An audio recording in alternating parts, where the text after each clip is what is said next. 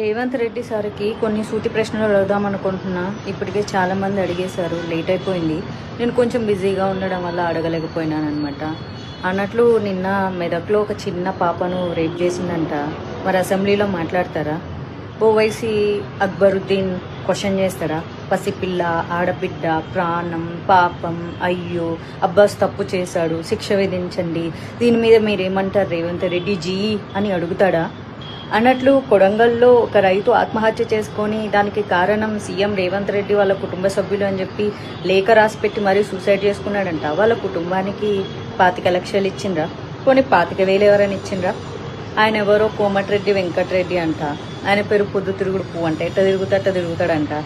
మరి మీరు ఆ రైతు ఇంటికి వెళ్ళి పరామర్శించి డబ్బులు ఇచ్చారా? అల్లు అర్జున్ చేసింది క్రైమ్ కాదు, ఆయనకు తెలియకుండా జరిగింది. ఆయన దాని మీద ప్రాపర్గా స్పందించకపోవడం ఆయన చేసిన పొరపాటు. తప్పుకి, నేరానికి, పొరపాటుకి చాలా తేడా ఉంటుంది. అందరిలాగా ఆయన సామాన్య వ్యక్తే. మీకు ఎలాంటి హక్కులు విధులు వర్తిస్తాయో ఆయనకి వర్తిస్తాయి. జరిగిన చిన్న పొరపాటుకి సినిమా ఇండస్ట్రీ మీద ఉక్కుపాదం మోపాలి. సినిమా ఇండస్ట్రీని రేవంత్ రెడ్డి కాళ్ళ కింద పెట్టుకోవాలి. జగన్ సినిమా వాళ్ళందరినీ పిలిపించి పోజులు కొట్టి దండం పెట్టించుకున్నట్లు మనం సీఎం అయిన తర్వాత మనం ఎందుకు పెట్టించుకోకూడదు అని. రేవంత్ రెడ్డి గారు, మీ ప్రయాణం అంతా చాలా బాగుంది, అందుకే కష్టపడి ఈ రోజు వరకు సీఎం అయ్యారు. జీవితంలో చాలా చాలా ఎన్నో సాధించారు. మరి ఎందుకు ఇప్పుడు ఇంత గలీజ్గా బిహేవ్ చేస్తున్నారు? గురుకుల పాఠశాలల్లో చాలామంది విద్యార్థులు చనిపోయారు. ఏనాడన్నా మాట్లాడినా పాపాన పోలేదు.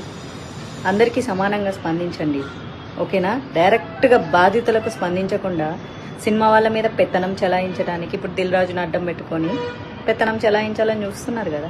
ఏం చేస్తారు? సినిమా వాళ్ళ బతుకులు వచ్చి మీ కాలు మొక్కుతారు.